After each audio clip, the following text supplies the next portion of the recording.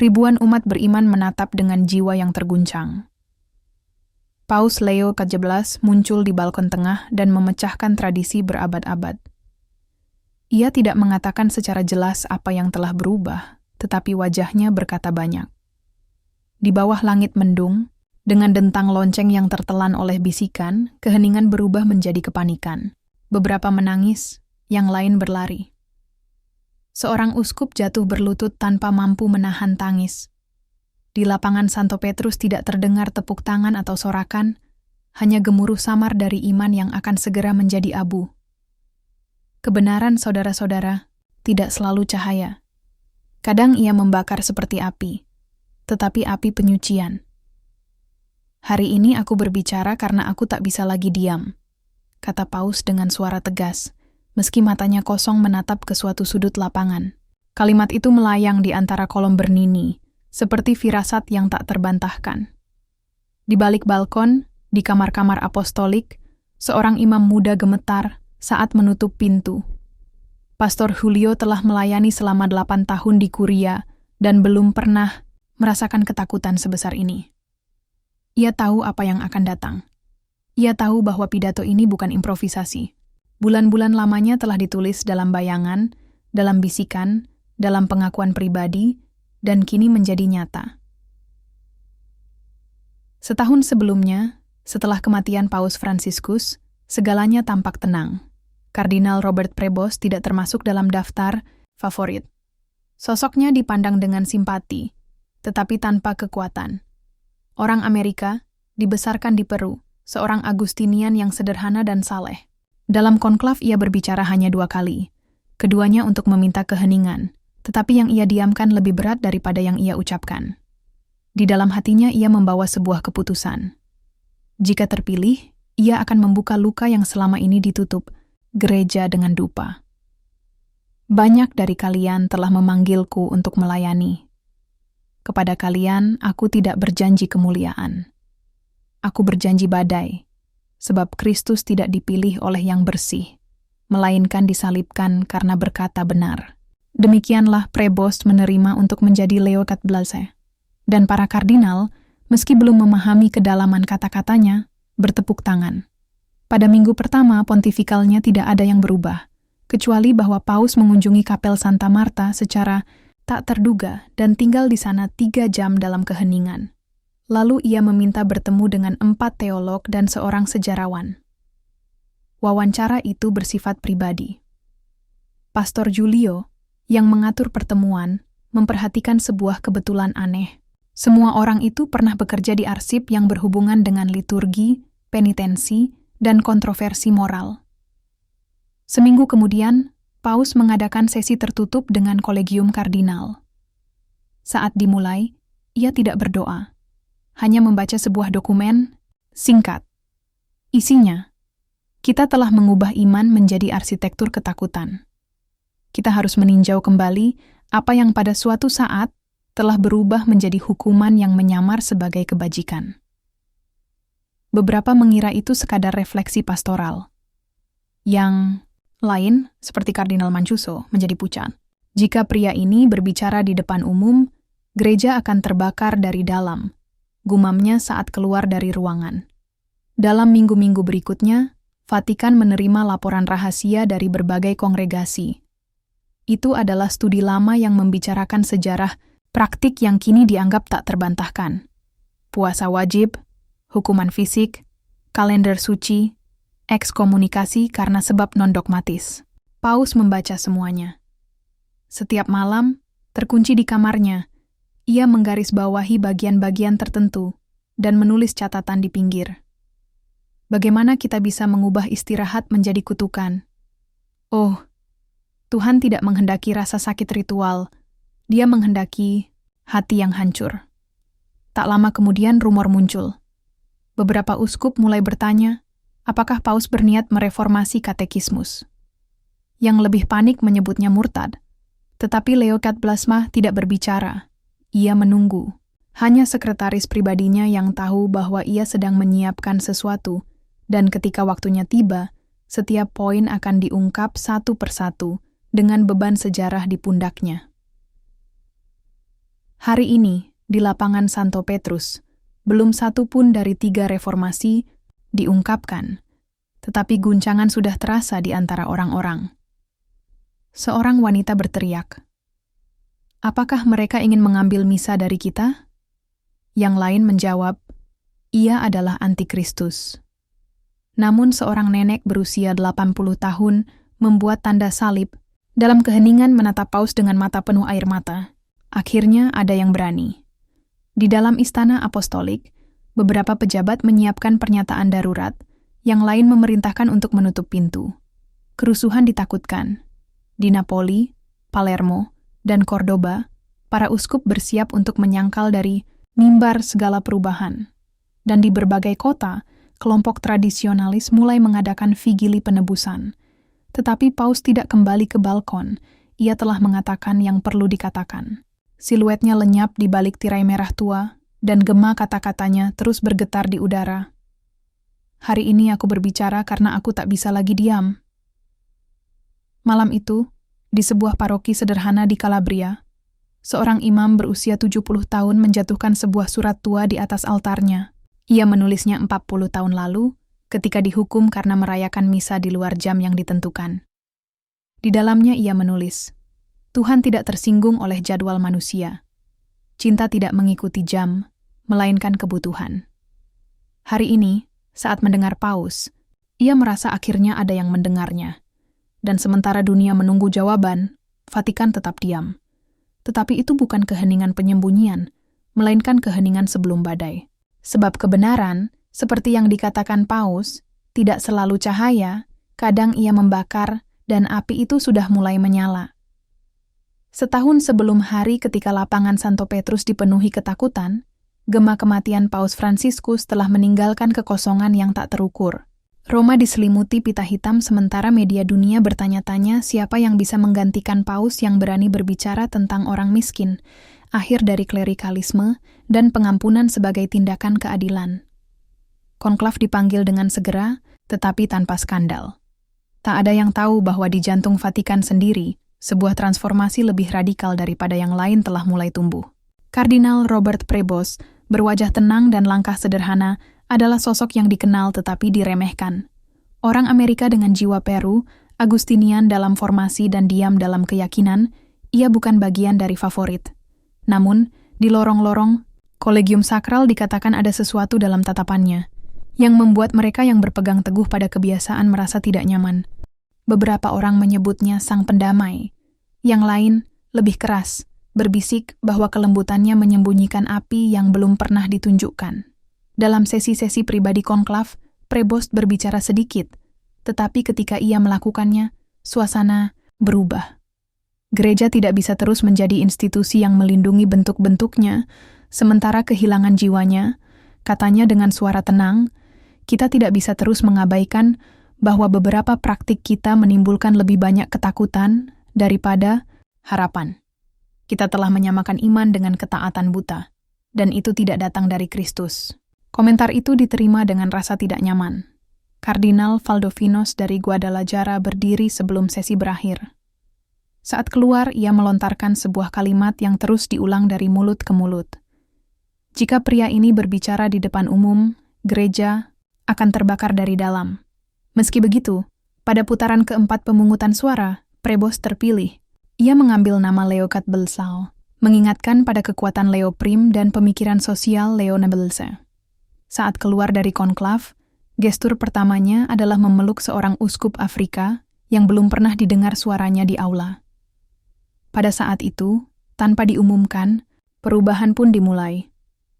Bulan-bulan pertama pontifikatnya berlangsung sederhana. Ia mengunjungi tempat-tempat suci yang terlupakan, makan dalam diam bersama para migran di Roma, dan melakukan perjalanan rahasia ke sebuah kongregasi biarawati di Verona, di mana di balik pintu tertutup ia mendengarkan kesaksian yang menandainya untuk selamanya. Seorang suster tua berusia 89 tahun berkata dengan suara bergetar, "Kekudusan, Injil berbicara kepada kami tentang kasih, tetapi banyak kali kami hanya menerima aturan." Sejak pertemuan itu, Paus mulai mengundang para ahli dari berbagai bidang, teolog, sejarawan, psikolog, kanonis, dan kaum awam. Tak satu pun dari mereka tahu persis mengapa dipanggil, tetapi semuanya sependapat dalam hal yang sama. Ia menanyakan bagaimana praktik tertentu muncul, bagaimana dipaksakan, dan apa konsekuensi nyata yang ditimbulkannya. Pastor Julio, yang bertanggung jawab mengatur pertemuan itu, memperhatikan bahwa Paus tidak pernah mencatat, hanya mendengarkan, dan pada akhirnya berbisik pada dirinya sendiri. Ini tidak bisa terus begini. Rumor mulai beredar. Seorang jurnalis dari La Repubblica menyatakan bahwa Paus berencana mengadakan konsili baru. Seorang uskup konservatif mengatakan bahwa angin yang bertiup di Roma adalah sama dengan yang telah memicu kekacauan setelah konsili Vatikan kedua, tetapi tidak ada yang bisa dipastikan dan Leo XIV tetap diam. Suatu Sabtu malam ia menerima 3 perempuan awam di kamarnya. Salah satunya pernah diekskomunikasi karena melaporkan pelecehan di parokinya.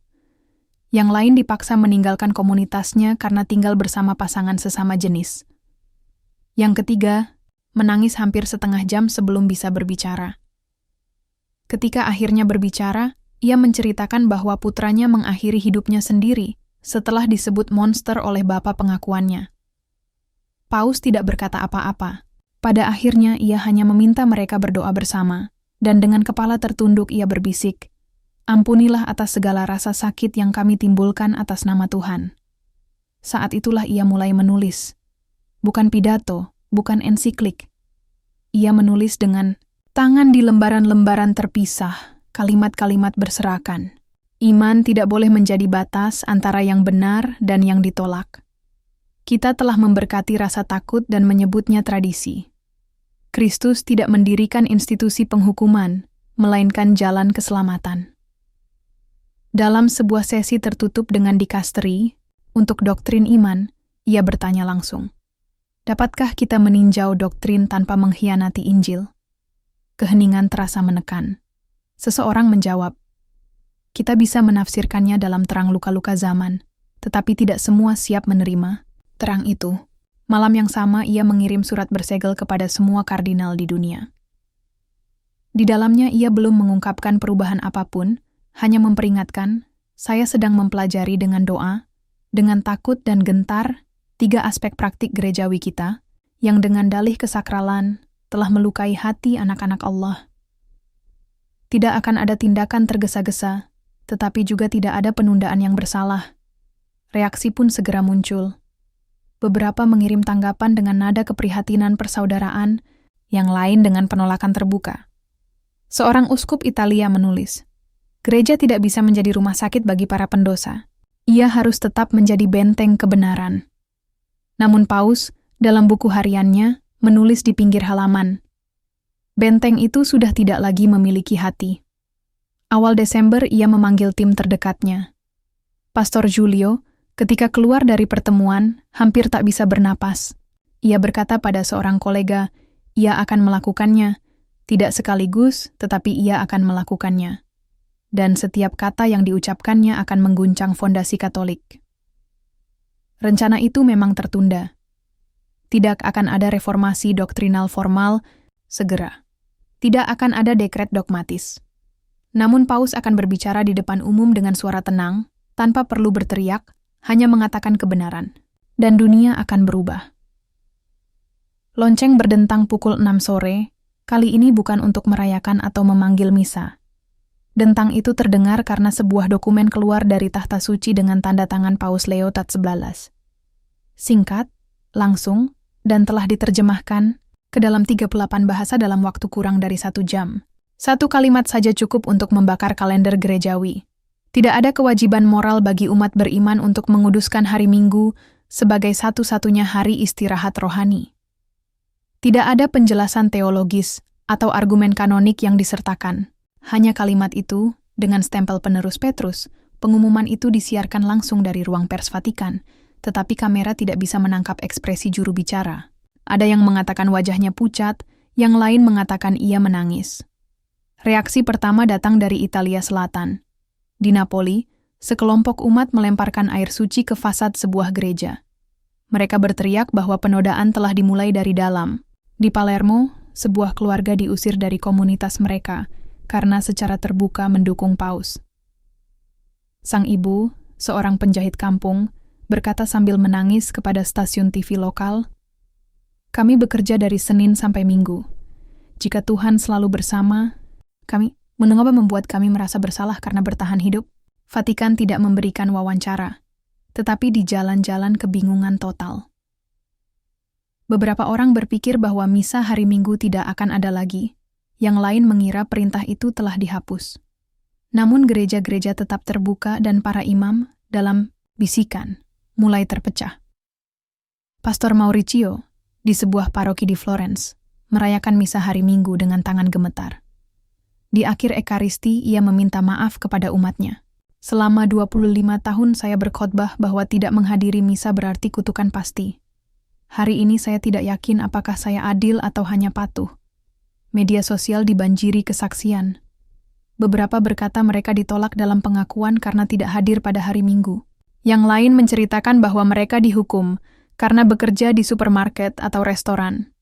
Seorang wanita muda pelayan restoran di Turin memposting video dengan mata bengkak. "Sejak kecil saya diberitahu bahwa ibu saya akan masuk neraka karena tidak beristirahat pada hari Minggu. Sekarang saya mengerti bahwa dia hanya miskin." Di tengah gelombang media, sebuah surat bocor dari Arsip Vatikan. Surat itu kuno, bertanggal 1963, ditulis oleh seorang uskup misionaris di Ethiopia. Dalam surat itu ia mempertanyakan kekakuan aturan Minggu untuk komunitas yang hidup dalam perbudakan kerja.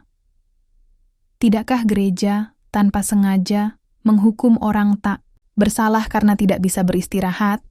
Tanyanya. Surat itu tak pernah dijawab, tetapi kini beredar seperti nubuat yang diabaikan. Di lingkaran tinggi gereja, kebingungan terasa nyata. Kardinal Mancuso mengumpulkan sekelompok uskup di Milan dan menyatakan, dispensasi hari Minggu adalah langkah pertama menuju anarki rohani. Hari ini mereka bilang tidak wajib.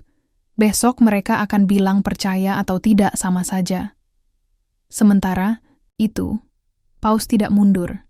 Tidak mengadakan konferensi, hanya mengirim catatan tulisan tangan kepada semua imam di dunia. Di dalamnya tertulis, Tuhan tidak menghitung hari, Ia menghitung perbuatan kasih. Iman bukanlah agenda, melainkan persembahan. Yang hidup, hari Minggu itu indah, tetapi tidak boleh menjadi kutukan. Pastor Giulio, yang semakin lelah karena arus ketegangan internal, berlindung di kapel pribadi kediaman Paus. Malam itu, ia menulis di hariannya, tidak ada jalan kembali. Paus telah membuka sebuah pintu yang hanya Tuhan yang bisa menutupnya. Tembok-tembok bergetar, tetapi juga diterangi. Di Verona, seorang biarawati tua menceritakan kisahnya untuk pertama kali. Ia melakukannya kepada seorang jurnalis muda yang tak takut. Tahun 1958 saya dipaksa berpuasa setiap minggu sebagai tanda penyiksaan diri. Saya pingsan 3 kali. Mereka bilang Tuhan tersenyum melihat penderitaan saya. Saya tidak tahu saat itu bahwa itu bukan iman, itu penyalahgunaan. Kesaksian itu menjadi viral. Dalam waktu kurang dari 72 jam, lebih dari 600.000 surat tiba di Vatikan. Beberapa berisi doa syukur, yang lain ancaman langsung. Sebuah amplop berisi foto Paus dengan salib yang dicoret dan pesan, "Kau tidak lagi mewakili Kristus, kau mewakili kekacauan." Namun tidak semua uskup menentang. Uskup Agung Marseille memberikan wawancara dengan berkata, "Mungkin kita sedang berada di hadapan kesempatan untuk membedakan antara apa yang benar-benar sakral dan apa yang hanya kebiasaan. Hari Minggu tidak menghilang, tetapi tidak lagi menjadi senjata rasa bersalah bagi mereka yang hidup dengan waktu yang hancur karena kebutuhan." Ketegangan melintasi batas negara. Di Brasil, kelompok evangelis mengejek dengan menyebut gereja santai. Di Jerman, para teolog Katolik meminta konsili untuk memperjelas reformasi. Di Amerika Serikat, kaum Katolik tradisional mengadakan puasa sebagai protes. Seorang influencer religius menulis, "Jika hari Minggu sudah tidak penting, maka surga juga kehilangan makna." Leo XIV tidak menanggapi. Ia berjalan di Taman Vatikan pada pagi hari, berdoa dalam diam, dan menulis di buku catatannya. Pada sebuah halaman ia meninggalkan kalimat yang baru terlihat beberapa minggu kemudian. "Ada yang ingin Tuhan para jam, Aku hanya mengikuti Tuhan yang menunggu sampai menit terakhir, Tuhan anak yang hilang. Di sebuah paroki kecil di Calabria, seorang anak masuk ke gereja bersama ibunya untuk pertama kali. Pastor tua dan letih menyambut mereka dengan senyum gemetar. Sang ibu berkata, "Aku tak pernah bisa membawanya. Aku bekerja setiap minggu, tapi hari ini aku merasa juga ada tempat bagi kami." Dan di jantung Vatikan, sejarah terus ditulis. Bukan dengan dekret, melainkan dengan keputusan-keputusan yang membakar perlahan, seperti api di jiwa sebuah gereja yang akhirnya mulai memandang anak-anaknya tanpa kalender di tangan, hanya dengan hati yang terbuka. Seminggu setelah pengumuman tentang minggu, jalanan di depan Vatikan masih dipenuhi ketegangan. Para peziarah berjalan dalam diam, para pedagang menutup lebih awal sebelum malam tiba, dan para penjaga Swiss menatap tajam setiap gerakan yang terlalu cepat. Namun Paus Leo XIV tidak bersembunyi, sebaliknya ia semakin terlihat. Dalam gesturnya tidak ada tantangan, melainkan kelelahan. Dalam suaranya ada damai yang justru membuat gelisah, karena yang terburuk, menurut banyak orang, belum juga diucapkan. Pada 14 April, dalam sebuah pertemuan dengan para imam di Aula Clementina, Paus mengungkapkan kebenaran kedua. Itu bukan pidato panjang, tidak dibutuhkan. Cukup satu kalimat yang direkam dan disiarkan oleh semua kanal internasional, menyebabkan penderitaan pada tubuh sendiri sebagai bentuk penitensi bukanlah tindakan kekudusan, melainkan sebuah pelanggaran terhadap martabat ciptaan.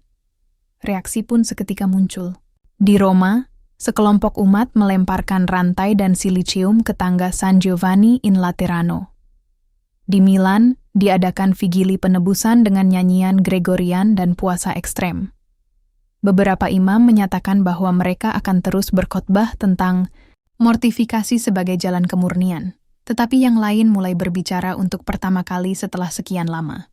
Pastor Stefano, kepala sebuah seminari di Bologna, mengaku di hadapan para muridnya bahwa ia sendiri pernah mencambuk diri selama masa formasi.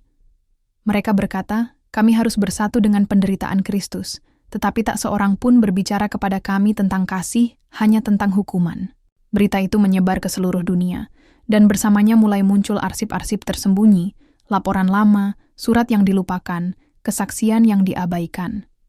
Di Sisilia, seorang mantan seminaris mengungkapkan di televisi bahwa selama 3 tahun ia dipaksa memukul kakinya setiap malam sebelum tidur. Ia menunjukkan bekas luka. Ia menangis mengenang bahwa tak seorang pun pernah bertanya apakah ia mau melakukannya. Mereka bilang rasa sakit menyucikan, tapi aku hanya ingin dicintai oleh Tuhan. Di Roma, Paus segera memanggil komisi internasional yang terdiri dari teolog, psikiater, dan pastoralis. Ia memberi mereka akses ke arsip Vatikan terkait praktik penitensi. Apa yang mereka temukan sangat mengejutkan. Sejak abad ke-10 telah terdokumentasi penggunaan sistematis penitensi fisik yang dikenakan pada umat, khususnya perempuan dan remaja. Beberapa praktik itu disahkan secara resmi, yang lain ditoleransi dengan diam penuh kompromi. Sebuah dokumen bertanggal 1924 menggambarkan penggunaan disiplin besi di biara-biara Prancis. Dokumen lain tahun 1996 menyebutkan pengurungan panjang sebagai bentuk penebusan dosa bagi para biarawati yang meragukan panggilannya, dan sebuah surat internal tahun 2003 dari Amerika Latin meminta arahan tentang penggunaan silisium dalam retret kaum muda. Jawabannya singkat. Selama ada pendampingan rohani, itu tidak dapat dipermasalahkan. Leo XIV mampu menulis catatan dengan tangan yang kemudian disalin dan dikirim ke semua uskup. Kita tidak bisa mewartakan Allah yang bergembira atas penderitaan manusia. Itu adalah penyembahan berhala yang menyamar sebagai iman. Tubuh juga adalah bait, bukan ladang penyiksaan. Kelompok paling konservatif pun meledak. Di Spanyol, sebuah organisasi mengadakan demonstrasi di depan Nunciatura dengan slogan "Darah juga menebus". Di Krakow, seorang uskup mengecam dalam homili bahwa kelembutan telah naik ke takhta Petrus. Di media sosial, tuduhan bid'ah bermunculan, tetapi pada saat yang sama, sebuah gelombang sunyi mulai mengalir di paroki-paroki dan rumah retret. Mantan biarawati, mantan imam, kaum awam yang telah meninggalkan iman, mulai berbagi kisah mereka. Kisah tubuh-tubuh yang dilukai, kisah puasa tak tertanggungkan, kisah pengakuan penuh ketakutan, kisah yang selama puluhan tahun hanya dibisikkan dalam kesepian dan kini muncul ke permukaan dengan campuran lega dan malu.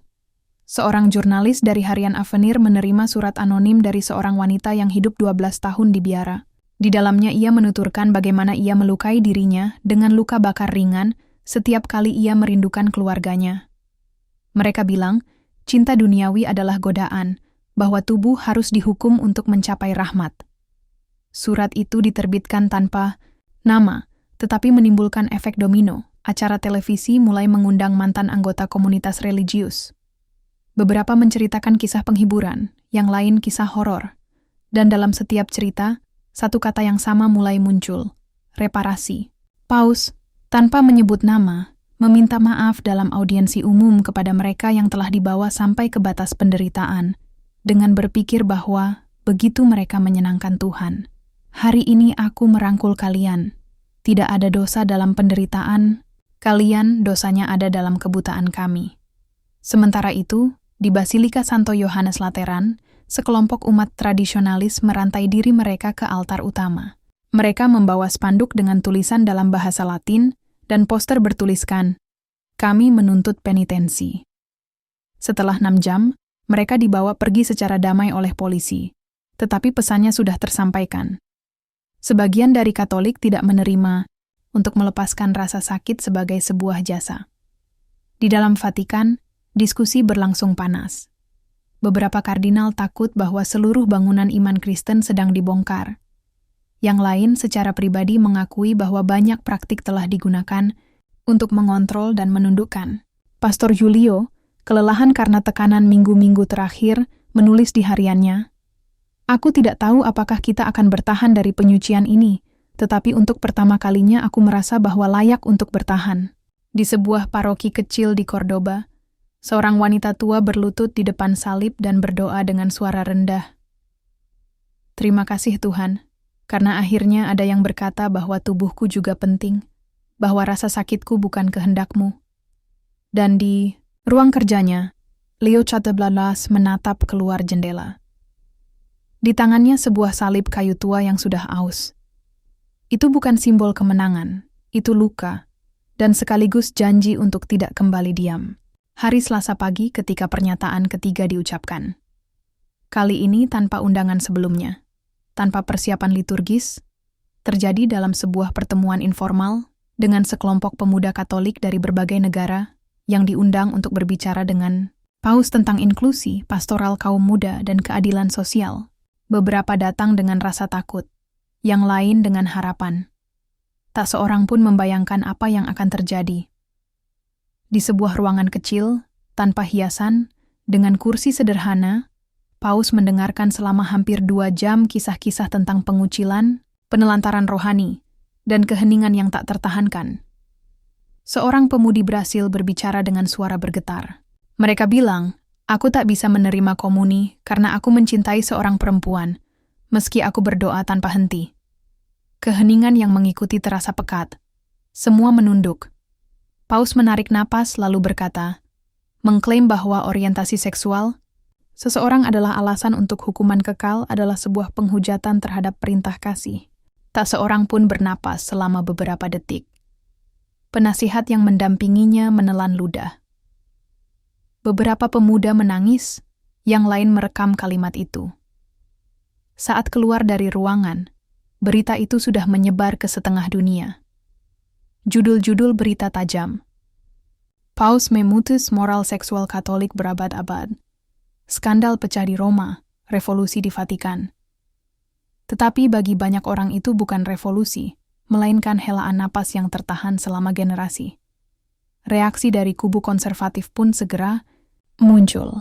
Di Amerika Serikat, sekelompok kardinal mengeluarkan pernyataan bersama yang menegaskan bahwa tidak ada otoritas manusia yang bisa mengubah ajaran yang diwahyukan tentang seksualitas. Di Polandia, beberapa uskup mengumumkan hari-hari puasa untuk pemurnian tahta Petrus. Di Afrika, jaringan stasiun radio Katolik memutuskan semua hubungan dengan tahta suci. Sementara itu, di Florence, seorang imam muda dipukuli di luar gereja setelah mengulangi kalimat paus dalam homilinya. Ia jatuh ke tanah berlumuran darah. Tak seorang pun menolongnya. Malam itu ia menulis di hariannya. Mungkin Injil juga dikhotbahkan dari trotoar. Di dalam Vatikan, Pastor Giulio membaca kotak masuk internal yang penuh sesak dengan keluhan, peringatan, dan permintaan klarifikasi. Ia mengurung diri di kantornya tanpa tahu harus menjawab apa, tetapi sore itu, saat melihat Paus berjalan sendirian di halaman Damaso, ia tahu bahwa Paus juga tidak sedang mencari konsensus. Ia hanya ingin mengatakan kebenaran. Seorang jurnalis dari L'Osservatore Romano mendapatkan akses ke transkrip lengkap pertemuan itu. Tidak ada perubahan doktrinal, tidak ada modifikasi pada katekismus, hanya sebuah pernyataan pastoral yang tegas, tak terbantahkan. Penghormatan kepada setiap orang, tanpa kecuali adalah cerminan paling setia dari wajah Kristus. Tidak ada kasih Kristiani yang pertama-tama bertanya, siapa yang kau cintai? Kalimat itu tidak menjadi viral, tetapi dikutip dalam homili, spanduk, publikasi, dan pesan pribadi oleh ribuan umat yang untuk pertama kalinya merasa dipanggil tanpa rasa malu. Retakan itu menjadi pribadi. Uskup saling berhadapan dalam rapat tertutup. Di beberapa negara, nama Paus tidak lagi disebut dalam doa Ekaristi. Sudah dibicarakan soal skisma, meski belum ada yang berani meresmikannya. Di media sosial, kampanye untuk mendiskreditkan Leo XIV pun digelar. Beberapa bahkan memanipulasi foto-foto lama untuk menyiratkan teori konspirasi.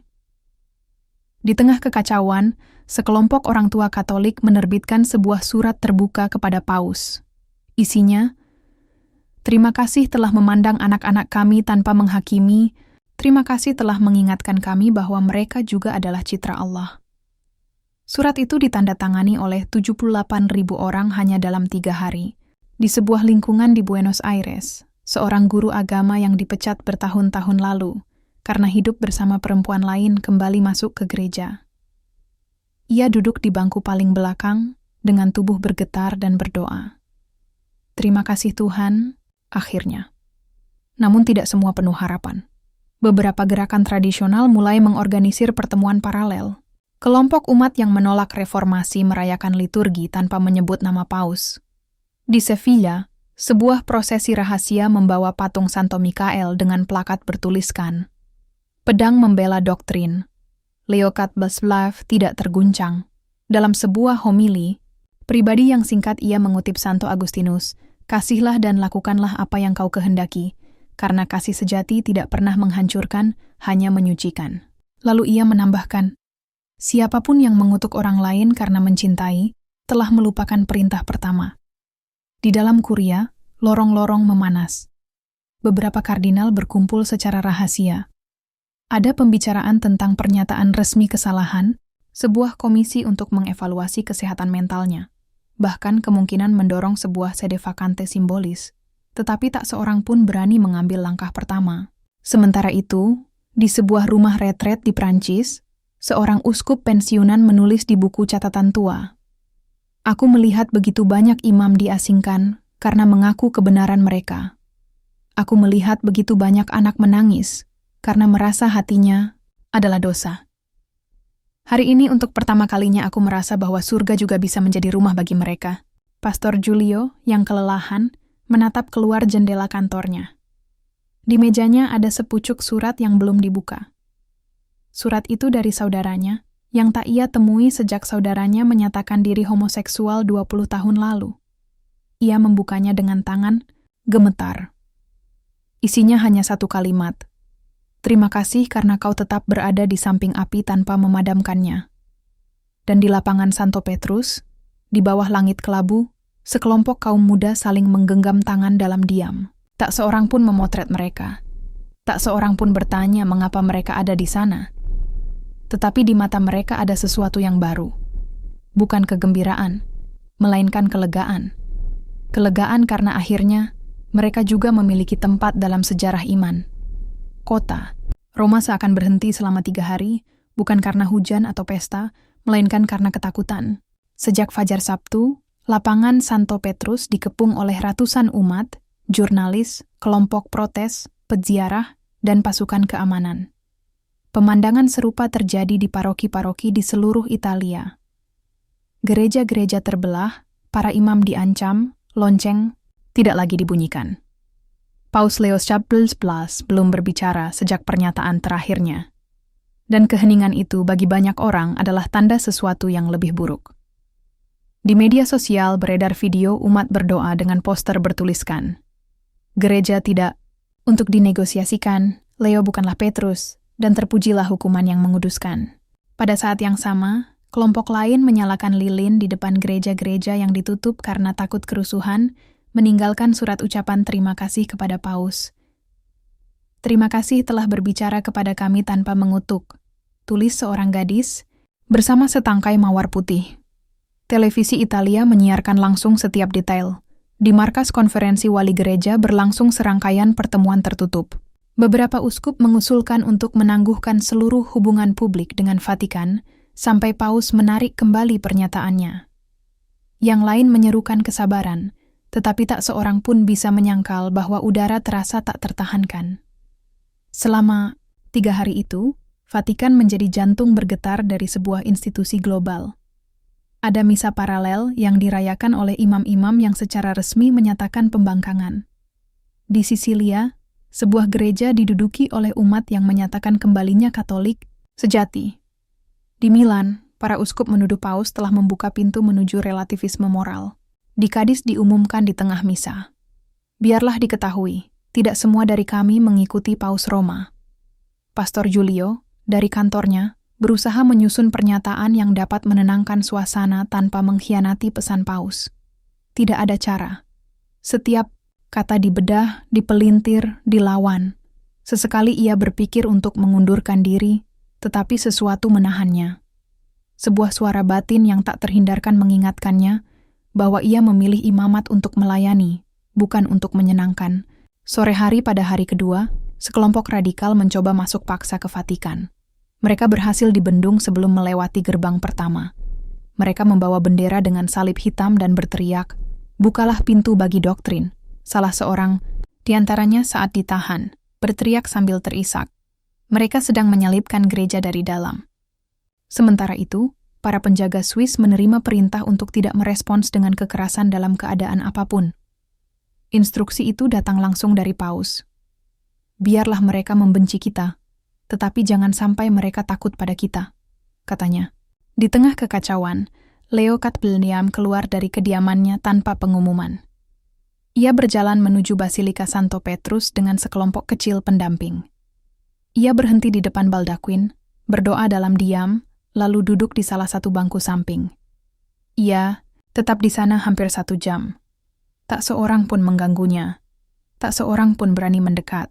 Itu bukan adegan kemuliaan, melainkan kesendirian. Malam itu ia kembali ke Istana Apostolik dan menulis sepucuk surat, hanya selembar. Ia memberinya judul, "Aku tidak akan membela diri." Isinya, "Aku tidak datang ke kursi ini untuk melindungi sebuah takhta.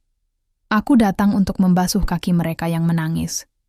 Aku tahu banyak yang berharap aku menarik kembali kata-kataku, bernegosiasi, mencari keseimbangan. Aku tidak akan melakukannya. Bukan karena kesombongan, melainkan karena kesetiaan.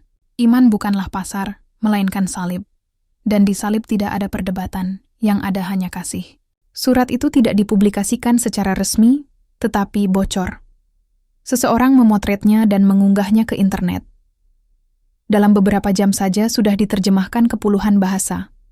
Ada yang menyebutnya manipulasi emosional, yang lain menyebutnya kekudusan yang hidup. Namun yang pasti pesannya telah sampai. Di pinggiran Roma, sekelompok pemuda berdoa rosario di samping gambar Paus yang ditempatkan di pintu masuk sebuah supermarket. Salah satu dari mereka, seorang seminaris, berkata kepada pers, "Tak seorang pun pernah mengajarkan kepada kami bahwa mengikuti Kristus bisa sedemikian menyakitkan, tetapi kini kami tahu itu layak dijalani." Sementara itu, beberapa kardinal mengumumkan niat mereka untuk mengadakan sesi luar biasa di kongregasi untuk doktrin iman. Mereka ingin menganalisis situasi doktrinal Paus.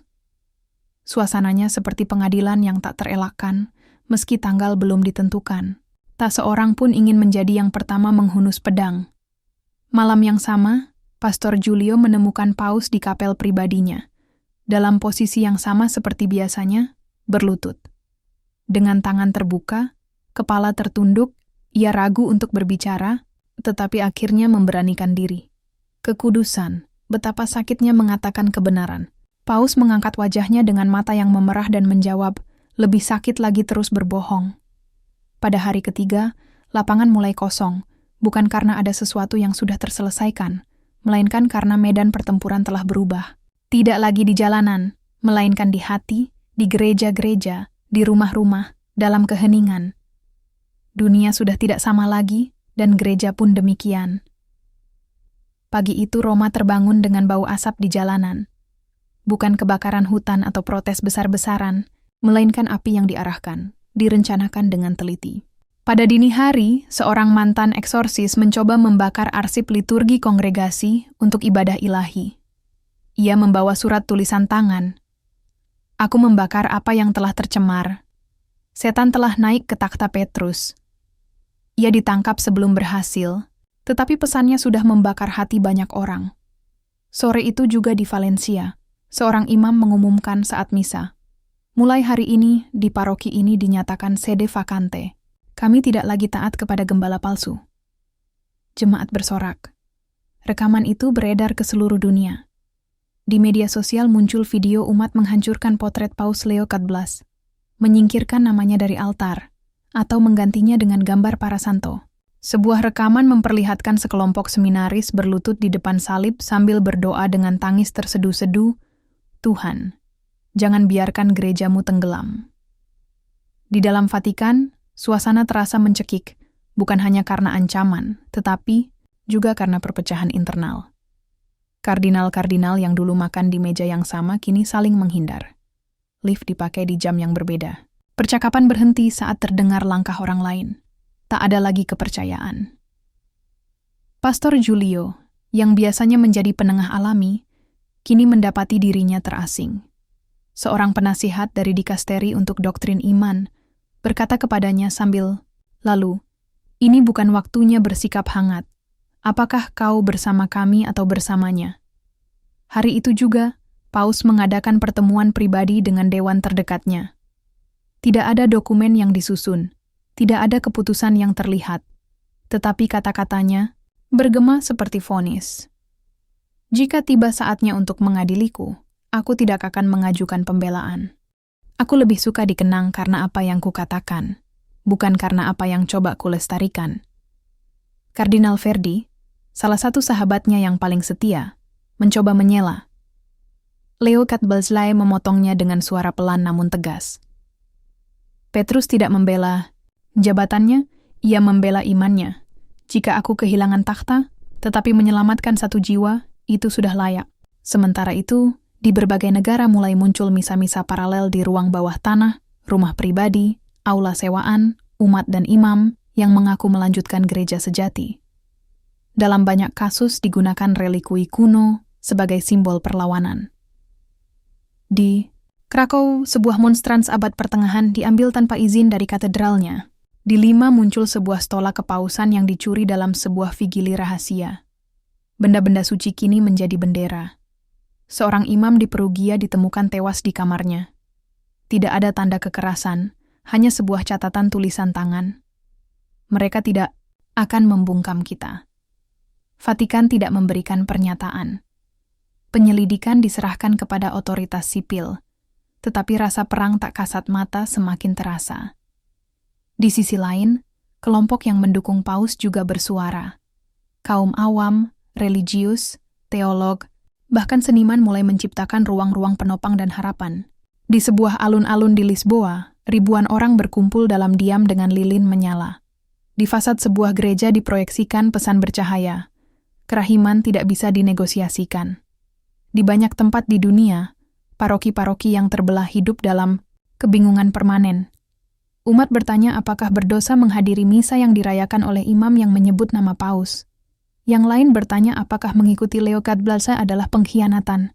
Jawabannya tergantung imam setempat, bahkan tergantung jam misa. Vatikan menerima laporan tentang serangan terkoordinasi terhadap gereja-gereja yang dianggap progresif. Total 9 gereja dirusak di 3 negara. Coretan ancaman, kaca pecah, tetapi juga muncul jawaban berani. Di salah satunya, sehari setelah serangan, umat menggantung plakat di pintu. Kami tidak takut. Di sini kami masih percaya pada pengampunan. Ketegangan mencapai titik di mana paus harus mengubah rutinitasnya. Ia tidak lagi keluar sendirian, tidak lagi makan di ruang makan umum. Ia diberi penjagaan tambahan, meski tidak pernah memintanya. Saat diberitahu, ia hanya berkata, "Jika aku diserang karena menjadi gembala, setidaknya aku tidak akan mati karena diam." Media internasional berspekulasi tentang perpecahan formal yang segera terjadi. Ada yang menyebutnya skisma, yang lain, pemisahan ideologis. Yang pasti, untuk pertama kalinya sejak skisma barat, gereja mengalami perpecahan bukan geografis, melainkan moral. Bukan lagi pertarungan antar institusi, melainkan pertempuran antar visi dunia. Pastor Giulio, di akhir hari, berjalan melewati lorong-lorong remang Vatikan. Ia berhenti di depan potret Yohanes dan terdiam. Ia teringat bahwa Yohanes juga pernah dituduh sebagai pengkhianat, namun hari ini dikenang sebagai santo. Mungkin kekudusan bukanlah taat tanpa berpikir, gumamnya. Mungkin itu berani mengasihi tanpa izin. Dan di jalanan, di antara nyala lilin dan bayang-bayang gereja, jantung Katolik berdetak terbelah, tetapi hidup, karena reruntuhan juga bisa menjadi tempat pewahyuan. Vatikan menyambut pagi dengan ketenangan pekat. Setelah berminggu-minggu kekacauan, teriakan, misa paralel, dan ancaman samar, keheningan terasa seperti istirahat, tapi itu bukan damai, melainkan jeda sebelum gemuruh baru. Pagi itu, tanpa pemberitahuan, sebuah surat bertanda pribadi dan rahasia mulai beredar di kalangan uskup. Pengirimnya, Sri Paus Leo XIV. Itu surat tulisan tangan, tanpa stempel resmi, tanpa lambang emas, hanya tinta hitam di atas kertas putih. 8 paragraf, tanpa instruksi, tanpa ancaman, tanpa permintaan maaf. Namun setiap kata seperti dinamit. Aku tidak sedang menghancurkan gereja, aku sedang mendengarkan jeritannya, demikian pembukaannya. Ia melanjutkan dengan refleksi hampir pastoral. Selama bertahun-tahun aku menerima surat dari para ibu, anak-anak, imam-imam yang patah, kisah-kisah pengucilan, keheningan yang dipaksakan, tubuh-tubuh yang berdarah atas nama Tuhan. Aku duduk bersama mereka, aku berdoa bersama mereka dan aku bertanya, bagaimana aku bisa menatap Kristus jika aku tidak mengenalnya dalam mereka yang disalibkan hari ini? Para kardinal yang menerima surat itu bereaksi dengan bingung, sebagian dengan hinaan. Mereka menganggapnya manipulasi emosional, tanda kelemahan. Yang lain tidak tahu harus bagaimana. Itu bukan seruan resmi, bukan dogma, tetapi terasa seperti pengakuan yang mustahil diabaikan. Aku tidak menghakimi mereka yang menghakimiku, tulis Paus. Namun aku tidak bisa lagi mentoleransi bahwa hukuman disebut sakral, bahwa penolakan diberkati, bahwa kebencian dinamai sebagai pembelaan iman. Surat itu tidak memiliki penerima individu, ditujukan kepada semua orang, tetapi juga kepada tak seorang pun. Sebuah dokumen tanpa nama, tetapi dengan ribuan wajah di antara baris-barisnya. Di Paraguay, seorang uskup membacakannya dengan lantang di depan para imam. Usai membaca, ia terdiam lalu berkata, ia sedang mengatakan kepada kita apa yang tidak ingin kita dengar. Di Prancis, sebuah komunitas biarawati membingkainya di ruang makan. Di Polandia, surat itu dilemparkan ke api. Pastor Giulio baru mengetahui surat itu 12 jam kemudian. Ia menemukannya di meja kantornya, ditinggalkan oleh kurir tanpa nama. Saat membacanya, Giulio merasakan sesak di tenggorokan, bukan karena kata-kata, melainkan karena gema dari begitu banyak percakapan yang pernah ia lakukan dengan Paus dalam bulan-bulan terakhir. Ia mengerti bahwa surat itu adalah inti dari semua yang telah terjadi, pusat badai yang tak lagi hanya institusional, tetapi spiritual. Seseorang membocorkan surat itu. Tak seorang pun tahu siapa. Dalam beberapa jam sudah beredar di internet. Media menyebutnya Injil terlarang. Ada yang mengklaim Paus menulisnya sambil menangis. Ada yang mengatakan ia menulisnya semalam suntuk setelah berdoa di depan tubuh utuh Santo Yosef Cupertino. Semua spekulasi, tetapi surat itu sudah tidak lagi milik Vatikan. Ia telah dilepaskan, entah sebagai benih atau serpihan peluru. Reaksi datang seketika. Di Pantai Gading, satu paroki penuh mengadakan vigili dengan membacakan surat itu lantang sambil mengangkat foto-foto umat yang pernah diekskomunikasi. Di Amerika Serikat, sebuah universitas Katolik mencopot potret Paus dari aula utamanya. Di Argentina, sekelompok teolog menulis manifesto dukungan dengan menyatakan bahwa surat itu tidak mereformasi dogma, tetapi mereformasi hati. Di Roma, seorang kardinal mengirim surat protes kepada Paus. Yang Mulia sedang membuka pintu-pintu yang tak akan bisa ditutup kembali, tulisnya. Paus, menurut Giulio, hanya tersenyum membacanya dan menjawab singkat. Ada pintu yang memang tidak boleh ditutup selamanya. Di paroki-paroki di seluruh Eropa, surat itu mulai dibacakan dengan suara rendah. Dalam kelompok doa, di kapel-kapel, di rumah-rumah. Tidak dibagikan lewat jalur resmi, tetapi beredar seperti bisikan yang tak terhentikan. Surat itu tidak meminta apapun, tidak memberi perintah, tetapi memicu satu pertanyaan pada setiap pembaca. Apakah aku sedang mengikuti Kristus, atau hanya rasa aman pribadiku? Seorang biarawati tua di Firenze menulis di hariannya, "Selama puluhan tahun aku percaya bahwa ketaatan adalah segalanya. Tetapi kini aku menemukan bahwa ada juga ketaatan pada kasih. Dan itu tidak bisa dilarang oleh siapapun." Teks itu berakhir dengan pernyataan yang mulai dikutip sebagai himne di kalangan umat dan pastor yang lelah. "Jika diamku menenangkan, itu tak berguna. Jika kataku memecah belah, tetapi membebaskan, biarlah pedang datang. Sebab kebenaran bukan untuk kuil, melainkan untuk hati yang tak lagi mampu diam." Malam itu Pastor Giulio berjalan di Taman Vatikan. Ia menemukan Paus sendirian, duduk di bangku. Ia berkata, "Kekudusan, surat itu telah melintasi dunia." Leo XIII tidak mengangkat pandangannya, hanya menjawab, "Kalau begitu, itu sudah bukan milikku lagi." Dan ketika kegelapan menyelimuti dinding apostolik, sebuah cahaya redup, namun dalam mulai lahir di sudut-sudut, di mana iman telah direduksi menjadi hukuman. Surat itu tidak menyelesaikan segalanya, tetapi telah menyalakan sebuah harapan yang tak mungkin lagi dipadamkan. Panggilan itu datang dalam amplop bersegel tinta merah, ditandatangani oleh komite kardinal yang sejak deklarasi ketiga Paus menghindari komunikasi langsung dengannya. Dokumen itu singkat, protokoler, tanpa emosi. Mereka menyerukan sidang pribadi di Vatikan untuk mengevaluasi situasi doktrinal akibat pernyataan-pernyataan publik Paus. Mereka tidak menyebutnya pengadilan, tetapi memang itulah adanya. Pengumuman itu bocor sebelum fajar. Stasiun televisi memutuskan siaran. Roma tegang, judul sebuah kanal. Paus sedang diadili, tulis yang lain. Vatikan tidak mengonfirmasi atau menyangkal. Pintu-pintu kuria Roma ditutup. Hanya segelintir yang boleh masuk. Di luar, lapangan penuh dengan umat, demonstran, peziarah, orang penasaran, dan ratusan jurnalis. Leo XIII tidak berbicara hari itu. Ia juga tidak hadir di sidang. Ia mengirim sebuah video yang direkam dari ruang kerjanya. Ia mengenakan jubah putih tanpa stola. Wajahnya tampak ditandai oleh insomnia. Ia berbicara selama 7 menit. "Aku tidak hadir secara langsung, karena aku tidak diadili atas kejahatan. Aku diadili atas kata-kata. Dan kata-kataku telah diucapkan di hadapan Allah dan manusia. Aku tidak menariknya kembali, tidak memperdebatkannya. Jika menjadi Kristiani berarti mengikuti kebenaran, jangan minta aku berbohong."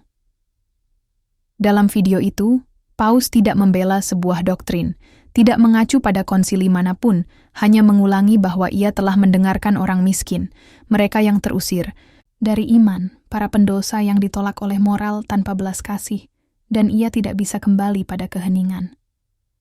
Aku rela kehilangan martabat lahiriahku, tapi tidak nuraniku. Karena di sanalah, di sudut hati di mana hanya Allah berdiam, aku tidak menemukan kesalahan karena mengasihi mereka yang semua orang usir. Rekaman itu diputar 2 kali. Saat selesai, keheningan di aula hampir tak tertahankan. Beberapa kardinal menghindari saling tatap, yang lain menundukkan kepala, segelintir bertepuk tangan pelan, tetapi mayoritas tetap tak bergerak. Sementara itu, di lapangan Santo Petrus, kerumunan tetap menunggu. Di layar raksasa, video ditayangkan tanpa otorisasi resmi. Usai tayangan, sekelompok muda mulai bernyanyi. Itu bukan himne, hanya lagu misa sederhana. Di mana ada kasih dan cinta, di sanalah Tuhan. Di banyak paroki dunia, video itu diputar saat Ekaristi. Di tempat lain dilarang. Di banyak paroki imam hanya berdiam diri saat tiba saatnya mendoakan paus. Itulah tanda paling jelas dari perpecahan. Kesatuan tidak lagi terucap. Di sebuah paroki di Quebec, seorang anak perempuan bertanya lantang, apakah Yesus akan bersama dia? Imamnya, tanpa menjawab, duduk dan mulai menangis. Di dalam sidang Vatikan, Pastor Giulio adalah satu dari sedikit non-kardinal yang diundang sebagai saksi. Ia tidak diizinkan berbicara, tetapi ketika salah seorang peserta menatapnya, terlihat matanya tidak memancarkan ketakutan, melainkan kesedihan. Dan itu cukup untuk memahami bahwa yang sedang terjadi bukanlah prosedur, melainkan penyaliban simbolis. Laporan awal menyebutkan hilangnya kejelasan doktrinal dan kebingungan pastoral. Disarankan kemungkinan membatasi fungsi paus atau bahkan menyatakan penangguhan sementara pelaksanaan pelayanannya sebagai Bapa Universal. Sebuah frasa yang hingga hari itu belum pernah ditulis dalam sejarah gereja. Namun tidak semua setuju. Beberapa kardinal mengusulkan alternatif, masa discernimiento komunitas, semacam puasa institusional, keheningan bersama, retret gerejawi, tetapi mereka minoritas. Pada akhir sidang tidak ada keputusan final. Hanya diumumkan bahwa akan ada pertemuan kedua dalam minggu-minggu berikutnya, dan sementara itu, para uskup boleh menjalankan kebebasan pastoral sesuai hati nurani. Itu cara elegan untuk mengatakan, masing-masing lakukan yang ia anggap benar. Reaksi muncul segera. Di banyak paroki, doa untuk paus dilarang diucapkan dalam Ekaristi. Di tempat lain justru doa itu dilipat gandakan sebagai tanda perlawanan. Di Krakow, seorang imam diusir karena membela paus dalam sebuah acara televisi. Di Paraguay, seorang biarawati dikeluarkan dari kongregasinya karena menulis kolom opini berjudul, "Tidak semua yang baru adalah kesalahan." Pers sudah berbicara tentang sebuah preskisma, tetapi di hati jutaan umat Katolik, yang sedang terjadi bukanlah pemisahan, melainkan kebangkitan, sebuah pemeriksaan batin pribadi. Pertanyaan yang harus diajukan setiap umat dalam kesendirian. Apa sebenarnya yang aku imani? Malam itu, Pastor Giulio kembali ke ruang kerja paus. Ia menemukannya sedang menulis dalam diam, tanpa kacamata, hanya diterangi lampu kuno. Ia bertanya, "Kekudusan, apakah Anda percaya mereka akan menangguhkan Anda?" Paus meletakkan pena, menutup buku catatan, dan menjawab, "Mereka tidak bisa menangguhkan seorang gembala yang terus berjalan, tidak bisa membungkam seseorang yang sudah didengar umatnya." Dan malam itu, di banyak gereja gelap, di rumah-rumah sederhana, di kapel tersembunyi, namanya diulang pelan, hampir seperti doa bawah tanah. Leo. Bukan sebagai gelar, melainkan sebagai harapan. Dini hari tanggal 2 Agustus, segalanya berubah. Tidak ada pernyataan resmi, tidak ada konferensi pers, bukan dekret, bukan vonis. Itu tindakan senyap, tepat, simbolis, dan sama sekali tidak sopan terhadap tata tertib. Di 5 paroki Roma yang dianggap setia pada arah baru paus, seseorang merusak kunci pintu utama. Bukan untuk mencuri, bukan untuk merusak, hanya untuk membiarkannya terbuka. Di lantai setiap gereja diletakkan kunci patah, dan di altar secarik catatan tulisan tangan. Tak seorang pun mengurung Allah. Tak seorang pun menutup. Kembali apa yang sudah dibuka oleh kasih. Gambar-gambar itu menyebar dalam hitungan menit. Ratusan umat berdatangan ke gereja-gereja itu, menyalakan lilin, berdoa dalam diam, meletakkan bunga. Tidak ada amarah, tidak ada ketakutan, hanya rasa bersama yang sulit dijelaskan. Sesuatu telah melewati batas yang tak bisa kembali. Secara bersamaan, mulai bermunculan video misa rahasia di kebun, alun-alun, rumah pribadi, bahkan di kafe yang tutup pada malam hari. Di setiap misa itu dibacakan potongan yang sama dari surat yang bocor beberapa minggu sebelumnya. Kebenaran bukan untuk kuil, melainkan untuk hati yang tak lagi sanggup diam. Dalam banyak perayaan itu muncul relikui yang sebelumnya dianggap hilang, potongan. Kayu, kain kuno, salib kecil. Tak seorang pun tahu bagaimana benda-benda itu sampai di sana. Tetapi semua memahami maknanya. Tradisi tidak lagi menjadi hak istimewa, melainkan ingatan bersama. Kota abadi, untuk beberapa jam, berubah menjadi mosaik. Gereja terbuka tanpa izin dan hati terbuka tanpa rasa takut. Otoritas gerejawi mengecam tindakan itu. Dari kongregasi untuk para uskup dikeluarkan pernyataan darurat menyebut peristiwa itu sebagai tindakan sakrilegi, profanasi liturgi, pelanggaran terhadap tatanan suci. Investigasi internal dimulai, laporan diminta dari para uskup lokal, bahkan dibicarakan kemungkinan ekskomunikasi. Tetapi Paus tidak berkata sepatah pun. Malam itu, menurut kesaksian Pastor Julio, ia hanya berdoa lebih lama dari biasanya. Saat keluar dari kapel, ia berkata pelan. Ketika Petrus dibebaskan dari penjara, pintu-pintu terbuka dengan sendirinya. Di Lisboa, sebuah katedral membuka pintunya tanpa misa resmi. Ratusan orang masuk dalam diam. Seorang anak kecil mendekati altar, meletakkan foto kakaknya yang sudah meninggal, dan berkata, "Dia tidak bisa masuk ke sini semasa hidup. Hari ini bisa." Di Medellin, sekelompok perempuan melafalkan rosario di tangga sebuah gereja yang tertutup. Usai berdoa, salah. Seorang berkata sambil menangis, "Mereka bilang kami najis, hari ini kami hanya membawa cahaya." Di Boston, seorang imam tradisionalis menulis di akun pribadinya, "Ini bukan lagi reformasi, ini subversi. Mereka telah mencuri gereja kami untuk menjadikannya toko toleransi." Sebagai jawaban, sekelompok muda Katolik memasang spanduk di lapangan Santo Petrus. Yesus tidak mengusir orang najis, ia mengusir mereka yang menjual kemurnian. Media mulai menyebutnya sebagai pemberontakan liturgi. Beberapa analis berkata, Katolik sedang mengalami musim semi yang tak terbendung, yang lain mengatakan ini akhir sebuah zaman. Kelompok konservatif menuntut tindakan, tetapi tidak ada mekanisme kanonik yang jelas untuk menghentikan sesuatu yang bahkan belum memiliki nama. Di banyak tempat, para uskup mulai menulis surat gembala yang saling bertentangan.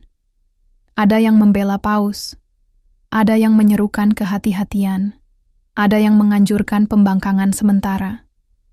Kesatuan gereja telah pecah, bukan karena dekret, melainkan karena discernimiento. Pastor Julio menulis di hariannya, "Perpecahan itu menyakitkan, tetapi demikian juga kelahiran. Mungkin ini bukanlah skisma, mungkin ini adalah kelahiran." Di Roma, sebuah keluarga meninggalkan sekeranjang roti di depan gereja yang kembali, dibuka dengan sebuah catatan. "Terima kasih karena tidak menutup meja bagi kami." Dan di tengah semua itu, Paus memilih diam, bukan karena tidak punya sesuatu untuk dikatakan, tetapi karena ia tahu bahwa ia telah mengatakan segalanya. Kata-katanya kini adalah gema yang bergetar di jalan-jalan, di altar-altar, dalam keputusan-keputusan berani, dan dalam keraguan-keraguan terdalam. Dalam remang malam, seorang wanita tua berjalan tanpa alas kaki menuju gereja di lingkungannya, menyentuh pintu yang setengah terbuka, masuk, berlutut, dan menangis. "Aku takut sepanjang hidupku. Hari ini aku merasa bahwa aku juga adalah rumah Allah." Tak seorang pun melihatnya, tak seorang pun merekamnya, tetapi doanya sama dengan jutaan orang lain. "Terima kasih karena membiarkan kami masuk." Paus Leo XIV tampil untuk terakhir kalinya, bukan untuk mengundurkan diri, melainkan untuk menyatakan bahwa tidak ada reformasi yang lebih besar daripada kebenaran. Ia memilih hidup dalam pensiun kontemplatif, namun meninggalkan sebuah peringatan terakhir. Batu itu bukanlah kubah, bukan marmer, bukan pula kebiasaan. Batu hidup adalah setiap hati yang terluka, yang tidak pernah meninggalkan iman. Sejarah belum selesai, sesuatu telah dimulai dan tidak ada jalan kembali. Ia melakukannya dalam sebuah gestur sederhana, tanpa seremoni, tanpa liturgi, dalam konferensi singkat, tanpa kehadiran kardinal maupun protokol. Wajah Leo XIV tenang tetapi lelah. Ia menua dalam hitungan bulan seperti orang lain dalam hitungan tahun. Namun di matanya ada kejernihan, sejenis damai yang tidak membutuhkan validasi eksternal. Aku akan pensiun di biara Monte Cassino. Tempat keheningan adalah doa, dan kerendahan hati adalah perlindungan. Bukan karena aku menolak tugas, tetapi karena aku sudah mengatakan yang perlu dikatakan. Kini giliran kalian untuk menimbang, menderita, mengasihi, dan membangun. Dunia mendengarkan dengan cemas. Sebagian menangis lega, sebagian lain menangis pilu. Ada yang merasa sebuah beban terangkat, ada yang merasa jurang terbuka. Di Vatikan diselenggarakan konsistori untuk menunjuk seorang pengganti sementara, tetapi Paus menegaskan, tidak ada takhta kosong, aku hanya menyepi, bukan diganti. Mereka yang datang setelahku tidak menggantikanku, mereka melanjutkanku. Jika mereka mau, pers menyebutnya sebagai pengunduran diri paling sunyi dalam sejarah kepausan, tetapi umat menafsirkannya lain. Di jalan-jalan, doa-doa spontan bermunculan. Di gereja-gereja, kata-katanya dibacakan seperti Mazmur. Di media sosial, muncul kelompok-kelompok yang membaca testamen pastoral Leo XIV. Di Arezzo, seorang anak masuk ke gereja yang telah ditinggalkan. Ia membawa sebatang lilin. Ia tidak punya jubah imam atau dogma, hanya sebuah buku catatan dan sebuah pertanyaan. Di sini juga Allah berdiam. Di bangku kayu yang patah ia duduk, menyalakan lilin, dan menulis. Mungkin iman adalah ini, menyalakan. Terang di tempat orang lain tak lagi percaya terang bisa ada, ia sendiri tidak tahu. Tetapi gereja itu, lilin itu, dan buku catatan itu akan menjadi awal dari sesuatu yang tak siap dihadapi, baik Vatikan maupun dunia. Sebab sejarah gereja tidak diukur dalam abad, melainkan dalam keputusan-keputusan yang mengubah hati. Di biara, Leo XIV tidak memberikan wawancara, tidak menandatangani dokumen, tidak menerima delegasi. Ia hanya menulis dalam diam. Catatannya menumpuk, lembaran-lembaran kecil, doa-doa singkat, renungan pribadi. Tak satu pun ditujukan kepada kekuasaan, semuanya diperuntukkan bagi yang terlupakan. Pastor Julio, yang juga mundur dari Vatikan, menerima beberapa lembar itu lewat pos. Dalam salah satunya, Paus menulis, "Ketika tak ada lagi takhta, aku menemukan beban sejati Injil. Itu bukan pembebasan, itu salib. Tetapi untuk pertama kalinya, aku merasakannya sebagai yang sejati." Sejarah mencatat gesturnya sebagai berani sekaligus kontroversial. Biografi-biografi kelak akan memperdebatkan apakah itu sebuah kesalahan atau nubuat. Tetapi mereka yang hidup pada hari-hari itu tidak lupa bahwa sesuatu telah pecah dan sesuatu lahir. Seorang gadis di Kenya membuka sebuah kapel yang sudah tertutup 20 tahun. Seorang pendeta Protestan di Kolombia mengutip kata-katanya dalam khotbah Minggu. Sekelompok mantan biarawati di Spanyol membentuk komunitas baru yang didedikasikan bagi mereka yang tersisih oleh moral tradisional. Semuanya membawa benih yang sama, batu hidup. Mereka merampas gereja-gereja kami, tapi tidak harapan, kata seorang nenek di Marseille. Di Roma, para kardinal berdebat tentang masa depan. Beberapa mendesak pemilihan cepat seorang paus baru, yang lain menyerukan untuk menunggu. Kolegio itu terbelah, tetapi juga terbangun. Untuk pertama kalinya dalam berabad-abad, institusi ini menghadapi kemungkinan bahwa otoritas bukanlah pada jabatan, melainkan pada nurani yang diterangi. Sebuah surat tiba di biara, tanpa tanda tangan. Isinya hanya, "Terima kasih karena tidak menyelamatkan kami dari rasa sakit. Terima kasih karena tidak menyembunyikan kebenaran. Terima kasih karena menunjukkan bahwa kasih juga bisa melukai, tetapi tidak pernah melukai. Paus." Membacanya, menangis dalam diam, dan berdoa, "Tuhan, jika ini adalah akhirku, biarlah ini juga menjadi awal dariku." Dan di suatu sudut dunia, seseorang kembali menerima komuni setelah bertahun-tahun bungkam. Seorang pria mengaku bahwa ia telah mengasihi tanpa rasa bersalah. Seorang anak perempuan memutuskan bahwa imannya tidak akan lagi bergantung pada rasa, takut, dan sebuah gereja yang tertutup dipenuhi nyanyian tanpa imam. Sebab batu hidup itu tidak lagi berada di Roma, tetapi di setiap jiwa yang tidak menyerah untuk percaya, meski segalanya menentangnya. Dan itu, tidak waktu dan tidak sejarah, akan mampu mengurung kembali.